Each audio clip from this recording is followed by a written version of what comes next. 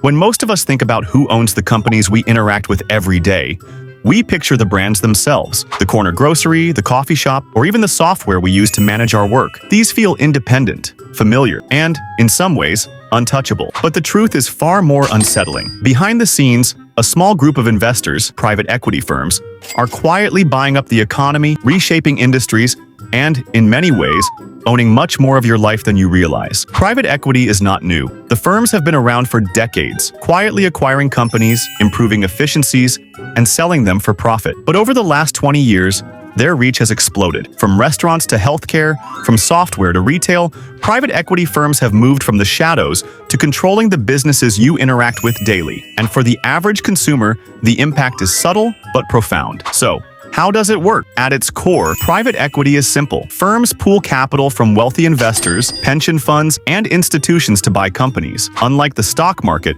where you might own a tiny fraction of a publicly traded company, private equity firms buy entire companies outright, or at least a controlling stake. Once they own a company, they restructure it, often cutting costs, streamlining operations, and sometimes layering it with debt. The goal is straightforward: increase the company's value, then sell it at a significant profit. This process might sound harmless, or even smart business, but the effects on everyday people can be dramatic. Employees often face layoffs or pay cuts, while essential services become more expensive as firms push to maximize returns. And it's not just small businesses that are affected. Some of the biggest names in retail, healthcare, and entertainment are now under private equity control. Take, for example, the healthcare sector. In the last decade, private equity has poured billions into hospitals, nursing homes, and urgent care centers. On the surface, this seems like an infusion of capital, better equipment, improved facilities, and new management. But studies show that private equity ownership often prioritizes short-term profits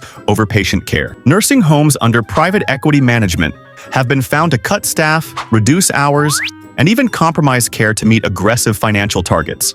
In other words, a system designed to help people is being optimized for investor returns. Restaurants and food chains are another area where private equity has quietly taken control. Brands you know and trust may appear unchanged, but the ownership behind the scenes is shifting. Private equity firms often buy multiple chains, consolidate supply chains, and push for aggressive expansion. The result? Uniformity in offerings, cost-cutting measures that affect quality, and, again, pressure on staff. And when the company is eventually sold or taken public, the process repeats, leaving little trace of the original brand identity. Even the tech world is not immune. Software, apps, and platforms you use daily, whether for work or leisure, can be owned by private equity firms. Their strategy often revolves around making the platform profitable quickly, sometimes at the cost of user experience or innovation. They're not in it to nurture long-term growth or community. They're in it to flip the company for a profit. And it's not only that these firms are buying companies, they are buying scale and influence. By controlling multiple businesses in an industry, private equity firms can exert enormous leverage. They can dictate pricing, control distribution networks, and even influence regulatory lobbying. Essentially, a handful of private equity firms are quietly shaping the market in ways most consumers never see or understand. According to industry reports, private equity firms now hold stakes in tens of thousands of companies worldwide. In the US alone, more than half of the companies in the S&P 500 have private equity involvement, either through ownership, management, or influence. And the consequences aren't just economic, they're personal. As private equity continues to expand, it affects everything from the prices you pay at the grocery store to the quality of care in hospitals, the stability of your job, and the options you have as a consumer. It's a subtle but profound shift in the way capitalism operates. What once felt like a diverse market of independent companies is increasingly concentrated in the hands of a few powerful investors. Understanding this shift is crucial because the more we recognize the influence of private equity, the more we can make informed choices as consumers, employees, and investors. And while it may feel like this is all out of our hand, knowledge is the first step to reclaiming some control. Beyond healthcare, restaurants, and tech, private equity's reach extends to housing, essential services, and even education. One of the most striking examples is the housing market. Over the past decade, private equity firms have purchased thousands of single-family homes, turning them into rental properties. They aren't just buying a few houses here and there, they're buying entire neighborhoods. What does this mean for the average homebuyer? It means higher rents and fewer opportunities to purchase a home. Instead of competing with another family, you're competing with a firm backed by billions of dollars, capable of paying cash in a matter of hours. These companies often implement strict rental policies, increase rents annually, and prioritize profit over tenant stability. The American dream of homeownership is quietly slipping out of reach, not just because of housing shortages or inflation, but because private equity sees homes as high-return investments. And it doesn't stop there. Everyday products and services, the things we think of as stable, familiar, and local, are increasingly under private equity control. Grocery chains, drugstores, and even cleaning product brands are being consolidated. By owning multiple brands within the same category, these firms can manipulate pricing, negotiate better deals with suppliers, and push smaller competitors out of business. You may notice rising prices or fewer options on the shelves. This isn't just inflation.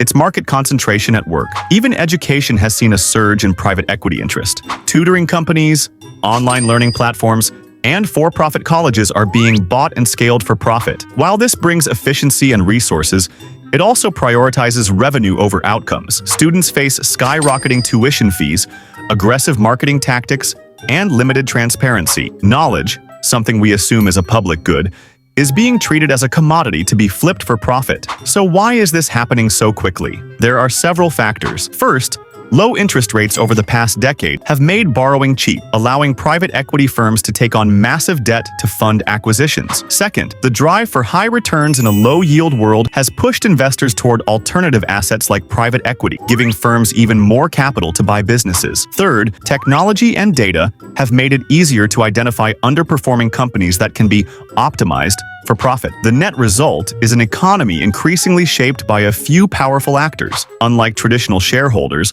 private equity owners don't answer to the public. Their focus is on maximizing returns within a 5 to 7 year window, often at the expense of employees, consumers, and communities.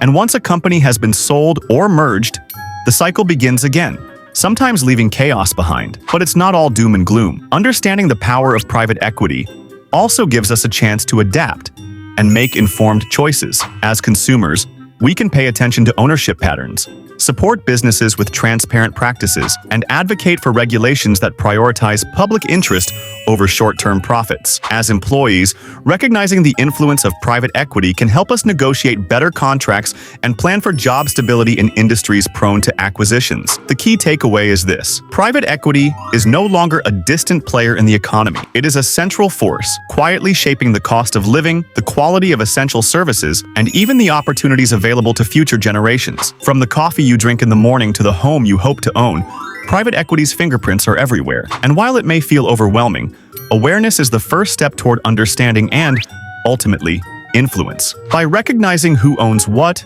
how decisions are made, and who benefits, we gain the power to question, challenge, and make smarter choices. After all, the economy may be moving fast, but the consumer, armed with knowledge, can still make decisions that matter. So next time you swipe your card at a store, book a doctor's appointment, or check rent listings online, remember this: a small group of investors may be pulling the strings behind the scenes. And the more we see, the more we understand, the better we can navigate a world where private equity is buying everything you own. If this video opened your eyes to just how much private equity is shaping your life, hit that like button, subscribe, and turn on notifications so you don't miss our deep dives into the hidden forces driving the global economy. And let us know in the comments, which industries surprised you the most that are under private equity control? We'll be exploring them in future videos.